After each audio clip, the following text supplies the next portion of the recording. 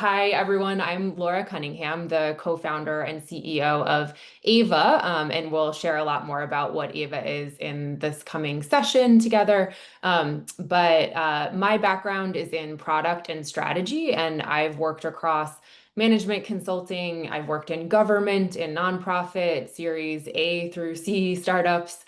Mostly did a lot in the education space and the ed tech space. And then most recently was head of product at a deep tech startup leading their AI strategy.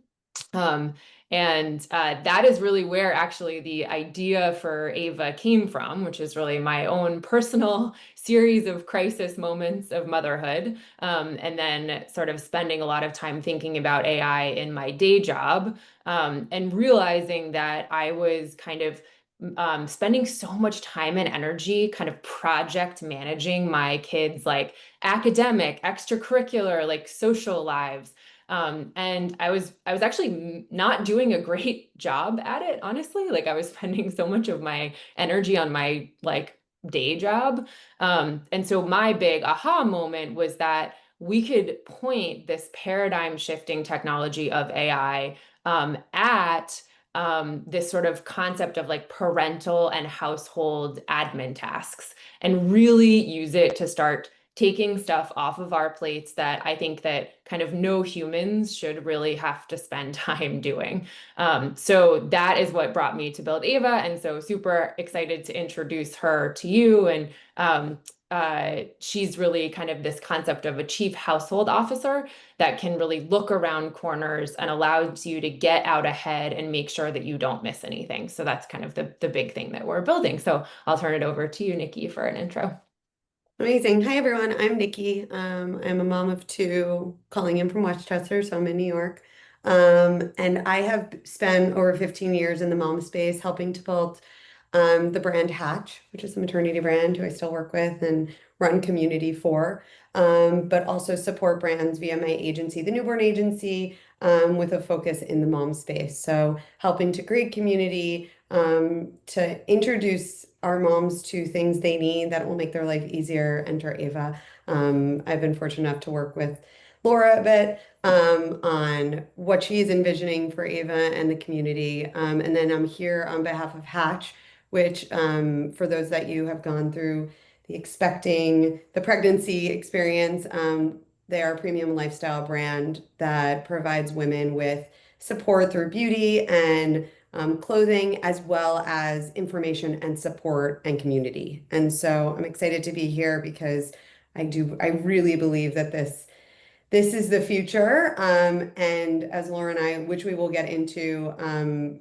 if we don't get on board with AI, we will be left behind. And so as moms, really trying to get us, and parents, because there's probably some parents here, in front of this conversation and really understand it in a way that's feels like it's making your life easier, and not making you confused and like overwhelmed, because that's the last thing that it should be doing. So yeah. Absolutely. Yeah, I completely agree with that. And maybe we could actually start the conversation a bit with actually just like thinking about the problem space that we're all operating in as crazy busy parents with so many expectations on us. And so I was actually curious, just like as you through your Hatch community lens about what are you seeing like as the main pressures that parents are under right now? Yeah. I mean, for me, and I say like community is such a buzzword now. And when I had originally set out to this part of my career, when I said community, it was really the in-person experience. So it was really connecting in person. And we know, and I think everyone knows how important that is, especially as we become parents, human connection. And then I think right now, there's a lot of connection in the digital space, which makes our lives easier, which lends itself to what we're doing, like where we're talking about AI. And it's really about like where we find the digital piece is super important and where we can use, but not forgetting that in-person piece. Because I think as we kind of navigate social media, AI, all the different things that are happening that'll keep us all connected to one another, Zoom, and how we can have remote work, which is amazing for parents. it's really important to really come back to what community means from an in-person standpoint and how we can get that in hand in conjunction with what we're doing in the digital space. So I think that's like the most important thing to understand. I hate the word balance, especially as a parent, because that is a really triggering word sometimes, but it's really that. It's being both sides, or trying to.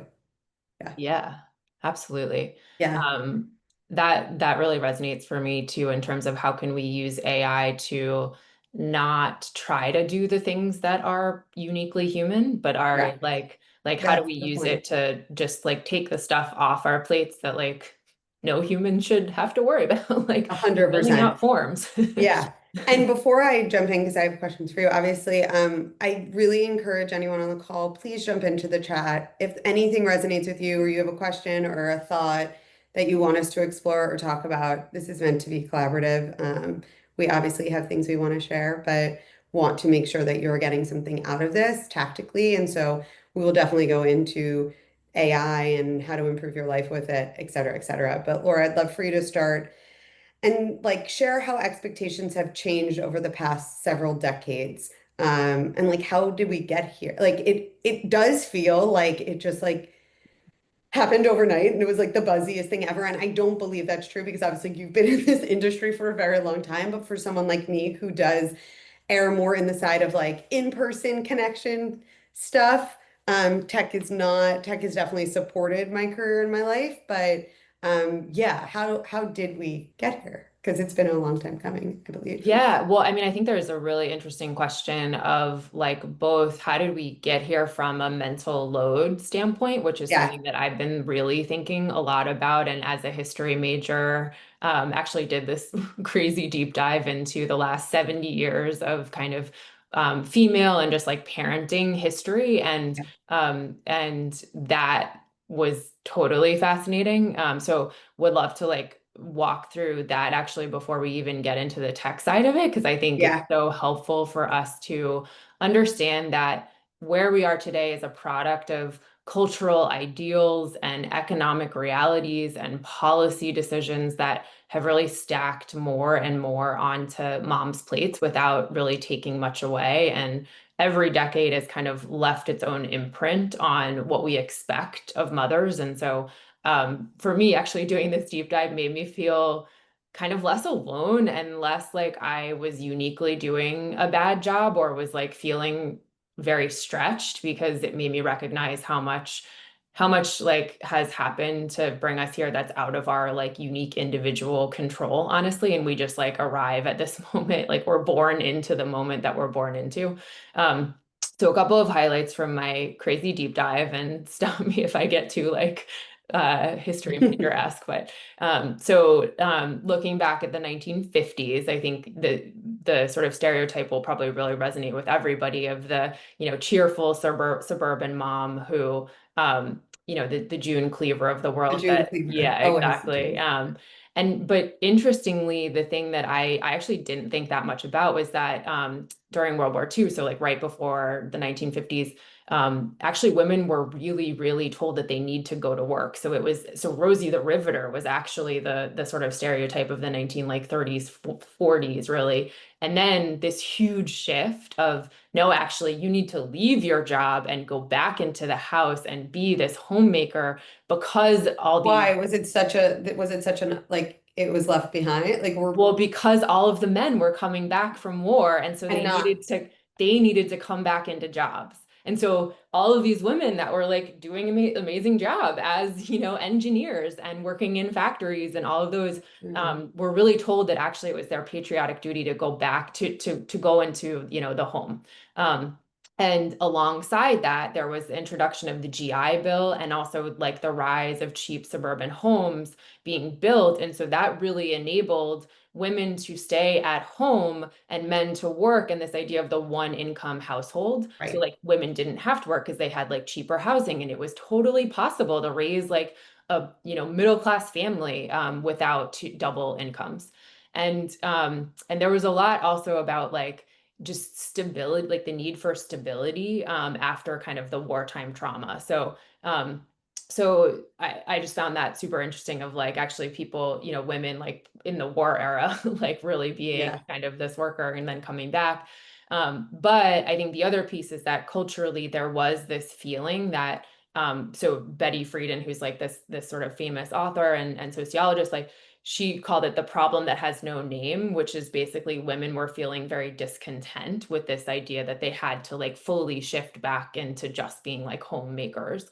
Um, and then enter the 60s and 70s with the civil rights movement and feminism and inflation, and actually the release of the birth control pill, which all really reshaped motherhood as well. And what we saw during that decade was moms entering the workforce in larger numbers. So they were now going back into working, but not releasing or being able to relinquish their responsibilities at home. So it was like that you had to add paid work sort of on top of home duties, not instead of.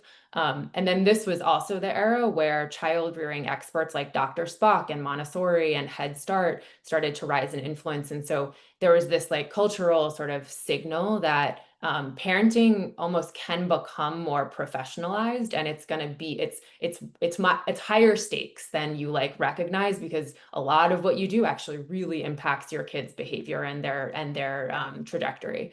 So it was kind of like, oh wow, the introduction of like sort of this new set of expectations as well of like you really have to pay attention to the way that you're parenting. Um, and then in the 80s, this was like the super mom. So this is, like I can have it all. Like I can I have can a do career everything. and Yeah. kids and a perfectly managed house.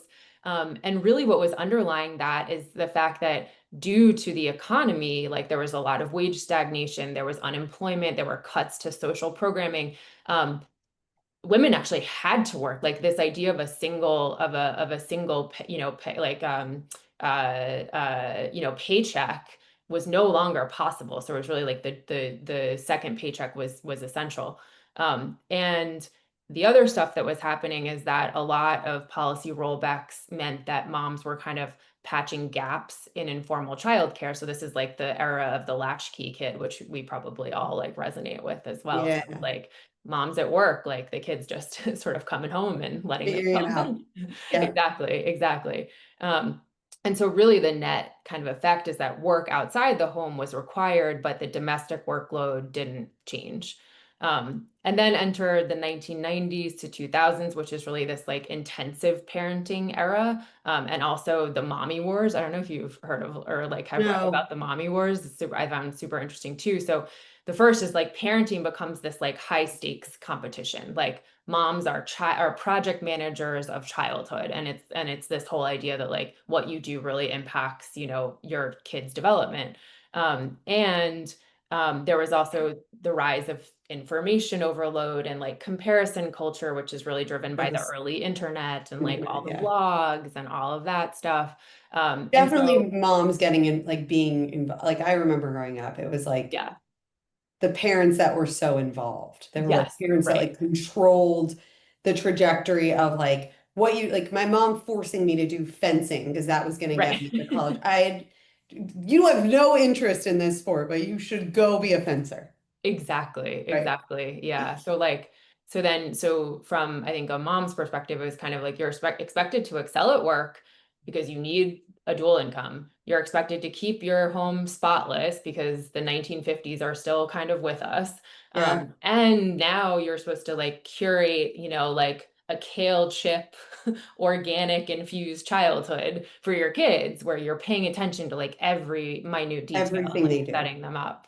Um, and then I think obviously the internet, so this huge paradigm shifting reality of the early 2000s really till now is now this era of being like always on and also kind of performative. So like Yeah. social media, right, is like this like Pinterest perfect pressure. Like, am I doing enough? Am I good enough? Like, oh my God, I'm not, creating these like bento box lunches in the same way that this woman that I saw on Instagram is. And then Economically, we had the Great Recession, which made moms' earnings really lifelines. Like a lot of men actually got laid off during that period, and so it was vital to a family that the mom and the woman was still working. Um, we have childcare costs skyrocketing, and then culturally we have this whole idea of like lean in, like girl boss kind of, and continue just like enrichment. And so just more, I think, focus on you should be able to do it all, and like And you I should want to am, work, and even I though, am. yeah, Yeah, but are we exactly, really? Yeah, exactly. And so I think what all of this for me really reframes today's exhaustion, that like I personally feel like not as a personal failure of time management, but actually the predictable outcome of very layered like macroeconomic and cultural forces. And what really kind of strikes me is just this pattern that expectations continue to compound, but support systems really rarely keep up. And so I think the good news is that we are actually finally talking about it. It's becoming much more mainstream, I think, to talk about the mental load. Like, there's like New York Times articles about it, and just the language of the mental load has kind of entered into our cultural conversation. But I think we obviously have so much work to do in really both naming it and creating spaces to talk about it, but also figuring out new solutions for how to support, parents and really moms, in sort of living the life that they want to lead and not being so burdened by all the expectations, these yeah, crazy expectations that have built up over, the past 70 years. 100%. I mean that, and so then I think the conversation gets to like, okay, how can we use something like Yeah. AI to help us support? And what are those tasks that, again, that we're bringing back to of not the things about connection in person and enjoying people's company, but like what are, like, how can we as moms, but hopefully dads too, parents, make these tasks more routine and have somebody to help us? I mean, today, like, it's been the back to school and like I've been crazed with work and all of the things. And of course, I showed up at dropped my son off. He was screaming, going into the floors, and then had to meet with my daughter, who's 1.5 and is going to like a TOTS program, which is so cute. And it's like our first experience at school. And I walk into the classroom, three teachers, my husband, and she's like, okay, so where's her like stuff and her book?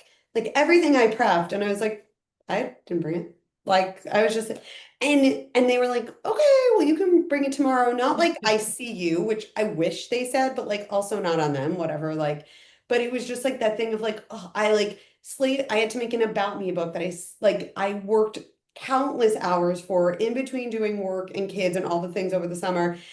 And then just like completely forgot, had a calendar reminder, came to just Yep. forgot. And it Yeah. makes you feel terrible. Like it just Yeah. like I like of course I'm like my friends like you're still a good mom. I'm like I appreciate that, but like you still feel like you're not doing it right and like you hate that you're failing this part because your kids are your most important, but there's just too much. Yeah, Yeah. absolutely. So I like that's a task that they no, that I like know. yeah, where can AI come in and like kind of Yeah, help for it? sure, for sure. I've had so many of those moments of like your kid isn't wearing sneakers and we told you they Yeah. needed to, and you're like, oh God. You're like, okay, Yeah, I'm already totally. gonna give myself, yeah. Yeah. Well, yeah, I'd love to sort of like open the conversation up to the audience as well, in terms of like the ways that like they're experimenting with AI or not or whatever. Yeah. So please, Or jump like in want to. or want to or are scared about or anything like that. But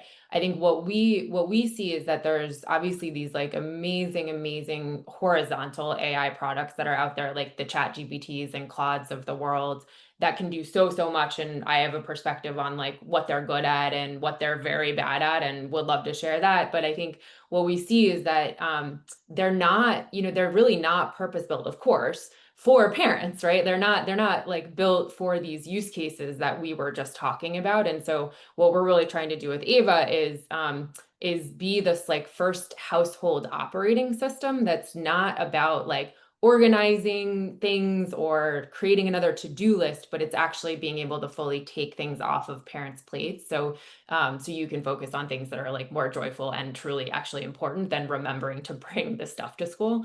Yeah. So I'd love to share my perspective and then also Please. like hear from you what you're, how you've been experimenting with it. But my thought is like, so there's sort of the two contexts I think about. One is like at work, like what is AI really good at it for your work context? And then what is it really good at for your home context? And what is it bad at? And so for work, I think, and as a founder, I will say, I think like, AI has been transformational truly to me Yeah. being, being able to like do so much more with so much less time and with so many fewer people.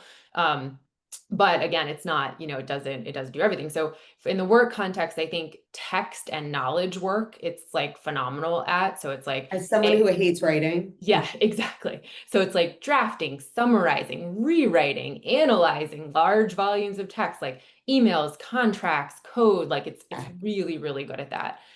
It's also really good at pattern recognition. So being able to parse like huge data sets, find anomalies, cluster information in a way that like humans would miss, or frankly, just like not have the attention and time to do. Um, I have found it really good at brainstorming and iteration too. So like, if you sort of set it up correctly and give it and sort of give it a lot of context about what you're doing, then it can really become kind of a collaborator. It can throw out ideas, for Substack articles you should write, or kind of help you debate the merits of like this, is this a good path, or help me pull some data that would help me understand whether that's a good path to pursue. Um, and then I think in the home context, and I don't know, like if you've seen this on LinkedIn, but I think people are really trying to start exploring AI really through this home lens more and more. And so I think what we're seeing is that, and what we're really taking advantage of with Ava is that it's very good at like scheduling and logistics. So it's really good at like extracting dates and times and tasks from like messy inputs, like your email or a school flyer, and then like turning them into structured reminders. yeah. And it's really good at repetitive admin stuff, honestly. It's not quite there on the form filling things, but it's getting there. But it's very good at generating like, weekly meal plans or packing lists or things like that, which are hugely Or helpful. bedtime stories. I mean, Exactly. Or we like are the living in person, a yeah. bedtime story AI, and I love that my son's like one more, and I write in AI. I'm like a really, really short bedtime Yeah, story featuring, and they exactly. listen, and it's like 30 seconds long. So it's great. Exactly, exactly. And so, if in Ava, I think one of the things that's very cool is like because we are really focused on understanding your full context and like your kind of highly personalized situation, we can write like a very tailored bedtime Yes. story for your child. Yes.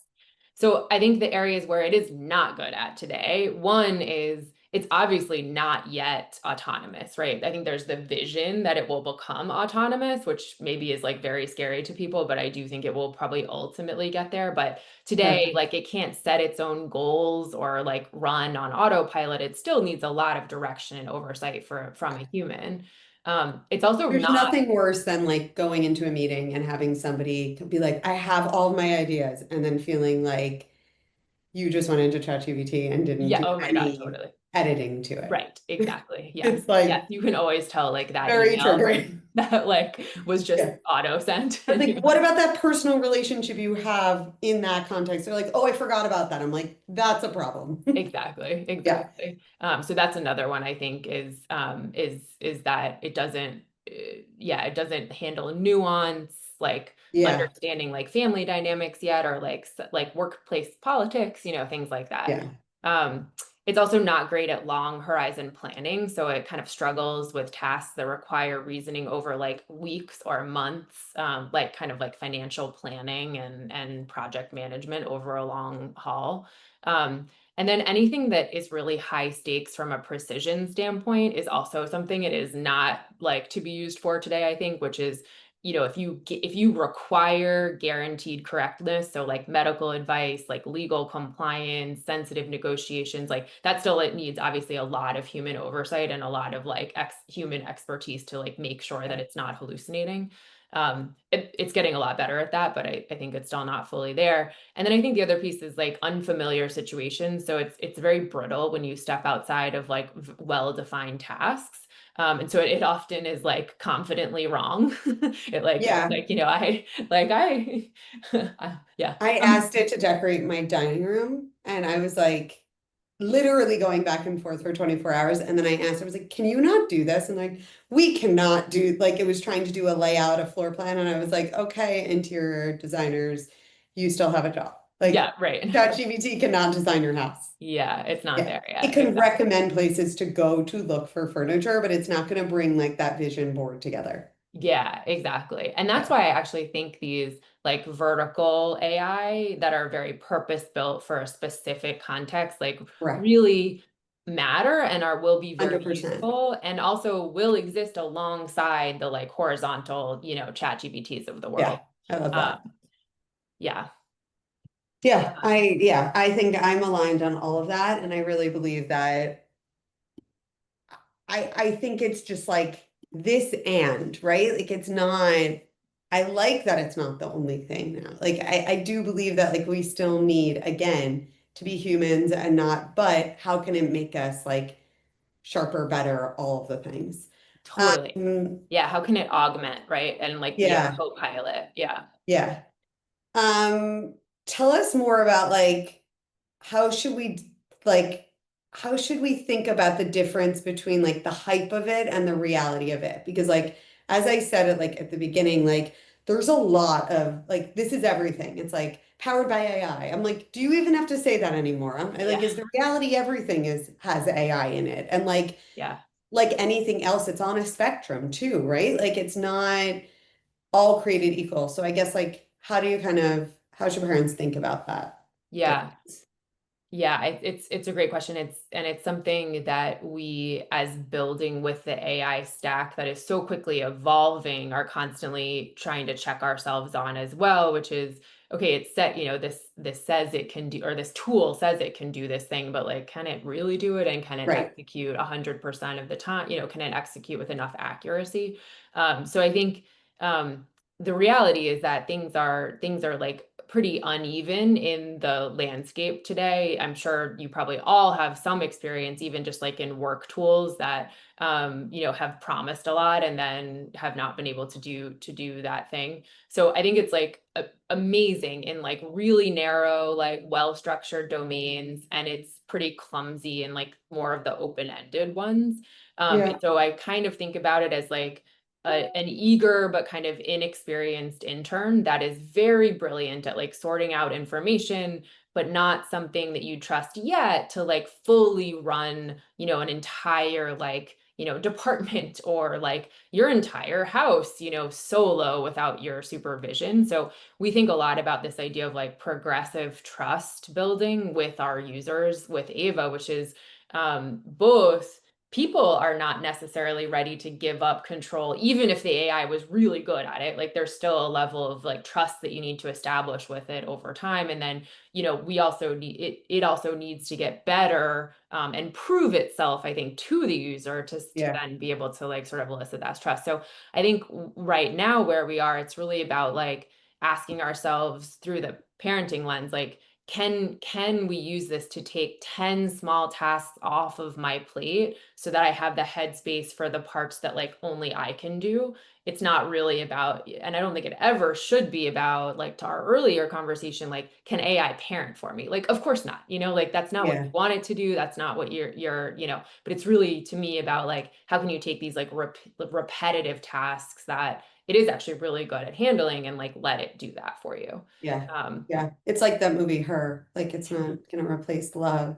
Yeah. It's like Yeah. terrifying. We hope not. We hope not. We really hope not. Um, Yeah. do we wanna like do you wanna show about Ava a little bit? You wanna do a little Yeah, totally. I think this is just kind of like an early little demo video, and also would love I know that there's some folks who I haven't met on the call too, and would love to just like do a demo and bring them into the community a little bit more as well. We just launched our closed alpha and are seeing some really cool like use cases come from that. So this is just like a little video, but the first two use cases here that we're going to show are these like generative ones, which it is like again really good at. Like, yeah, let's take your context and what we know about you, and I think through the Ava lens, really what's proprietary is the way that we think about memory and context and like learning about your family over time and storing and remembering that. So here's a bit of just like, making up the bedtime story which you can see is kind of when it pops up is giving you different options, giving you some featuring your kids and their likes and their preferences.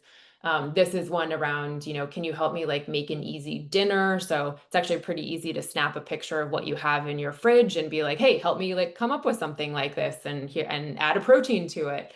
And then this really, I would say, I'll pause for a second here, because this is the piece that is getting really agentic. So what we have built is the ability for Ava to read incoming emails that are hitting your inbox, and triage those as things that are really important that you need to pay attention to and that you might need to take action on. So here in this context, it's really about incoming events. So you'll see like, there's an event that's come in that's like you need to schedule your parent teacher conference with Sophie. So you can like do that and actually add it to your calendar. Here's a Zoom, about raising resilient kids. Maybe you don't care as much about that. But sort of it's flagging those things. So the pieces, so I think from an agentic standpoint, again, that's really where we're going, is taking this piece of like incoming information management, helping get ahead of that, put things on your calendar, flag action items that you have to do, and then become more and more predictive over time. Yeah. Amazing. Yeah. Okay. So I guess, I mean, if no one has any other questions, I'll keep asking you about AI. And I mean, you said I think you touched on this briefly, but where does it Yeah. not belong? Like, where does AI not belong?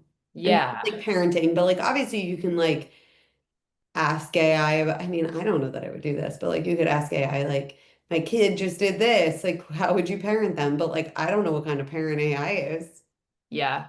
I will say we have some people in the community who are using it more for those use cases, which is like I'm going through a really and I actually have used it too, honestly, to sort of see what it would say. But like, I'm having a difficult like moment, or my child is like exhibiting, XYZ sort of traits. Like, can you give me kind of ideas for how to handle that? I will say it's pretty good at that because it has ingested, the sort of a lot of like just a lot of information from like, the American Pediatric Association and all of that, which is giving you like pretty tailored recommendations.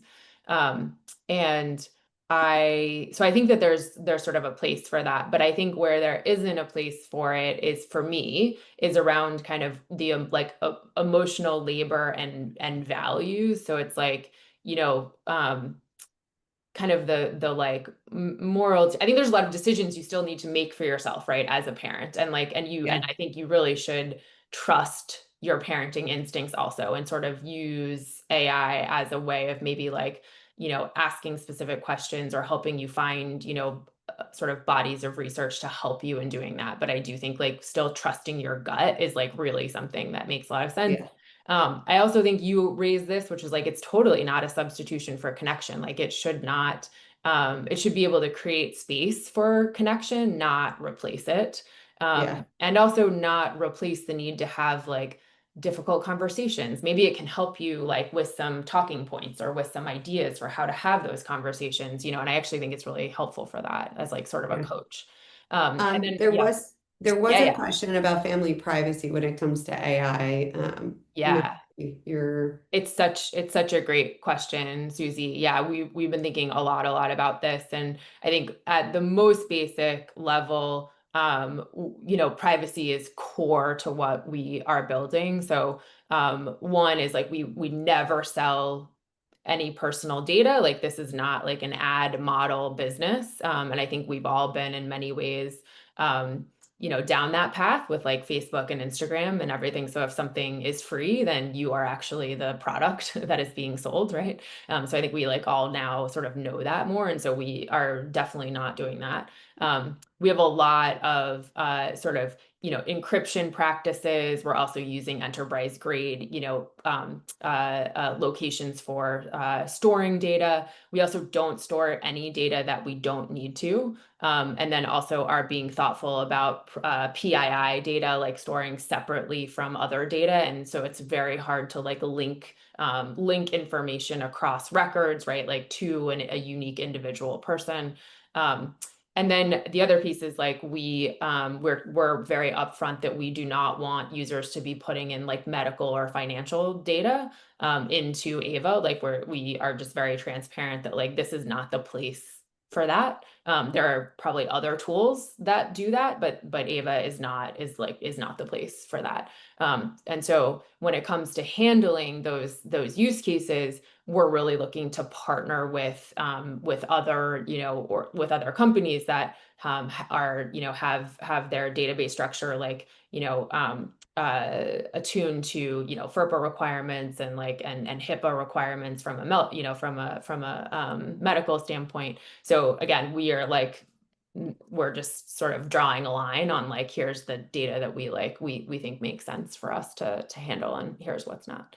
Yeah. But it's a really good It's question. a good question. And then also, I guess there's a lot of like of these like third-party products that help with like schedules and whatnot, including Maple. And I know there's Skylight and I Yeah. see Ava integrating with those. Yeah, totally. So we haven't built any integrations with those folks yet, but I think there's so many integrations that are very ripe for connection. So something like a Skylight, us being able to sort of do some of the agentic pieces on the back end, sort of as that operating system, and then be able to like have those events, um, presented through, for example, the Skylight calendar or things like that. So I think there's a lot of integration possibilities, but we're early, and so haven't done Yeah. that yet.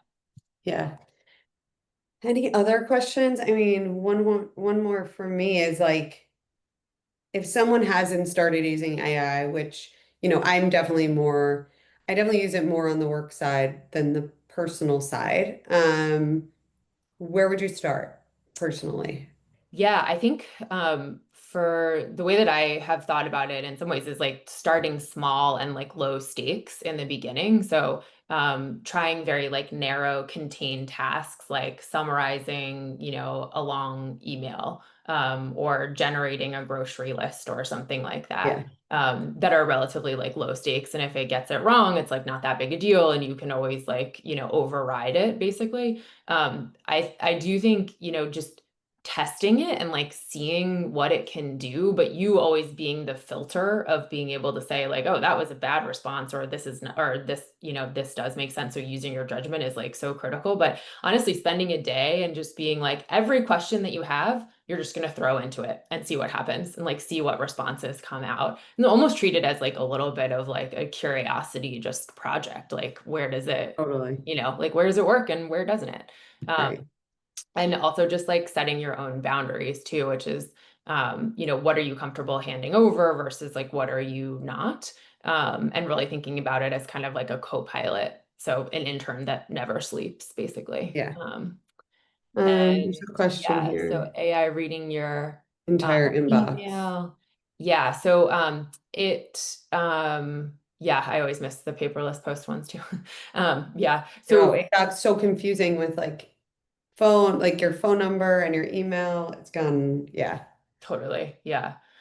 So essentially we built a service without getting too technical. We've sort of built a service to be able to flag em emails that are coming into your inbox that are related to specific topics that are like, school, extracurriculars, birthday parties, camps, like things like that. So sort of looking more through like a keyword or key subject kind of lens. So we do not even have like we don't access or read anything that is not related to that. So it's like any financial stuff that's coming in, like we don't even see it. It never even like hits it never even hits our service essentially. And then what we do is we parse that. So it's sort of like, okay, what is the core piece of information or sets of information that are coming in related to that? And then we bring it into Ava and present it in a much more sort of easy to digest form, and then allow the user to make a decision about whether they need to add that to their calendar, whether they want to. So, for example, here's the school calendar, for the upcoming year. Very easy then to just move from like PDF or move from image that's in that email directly to adding things on your calendar, being able to invite your spouse to those events, or to put it on your shared calendar. So it gives you sort of at that like point of looking at the event, the ability to then make some of those decisions. So yeah, so that's basically how it works. Such a good question. It's such a good question. I mean, I know like my husband's in cybersecurity, and so I think all of these like security related, like we're dumping all of this information into like a funnel almost. And so like how do we protect that? And I think that's where like I loved your explanation of like the horizontal versus vertical. Like I think the ChatGPT and like the other ones, like that's like very big and having to get narrowed down, whereas Ava is going to be really zoned in on this expertise, if you will. Exactly, exactly. And therefore cover use cases that ChatGPT will never care about. Right. It's like we're not like they're never going to get really good at helping you like create or find a carpool like for for your kids, or They to don't care. yeah, or to like make play dates for your kid. Like, right, like that's just they'll probably give us some of the tools that we need to be able to do that, but Right. they're not going to like package it right in that way. Amazing. Any other questions from the group? If not, I think we'll probably wrap it up. But Yeah, I think the takeaway, I mean, I know a takeaway, but what are you from a takeaway standpoint? I think get involved is number one, like start using it. totally. And I think also stay close to what Ava is building, because if you are a parent or someone that wants to make some of these things that are a little bit like more of the mental load and things that can be offloaded, I think Ava will have solutions for that. Yeah, totally. Yeah, for me, like we honestly are, we're very early in building. And so what we are trying to do is build alongside parents who are just like giving us their prioritized use cases and their like list of desires of what do they wish they could take off their plates, and then working with them to like iterate on that so that we make sure that it really works and it works to their needs. And so yeah, so I think that's so really just like get involved. We would love to like have your voice, honestly, and your like your list of what you would hope to be able to take off your plate is super helpful. So if you want to just sign up, I dropped the link in there. And then we're also, I think back to the first part of our conversation about just like the mental load. We're also just trying to make spaces for these conversations, because like we need to figure out different paradigms than I think what we're like existing in today. Yep.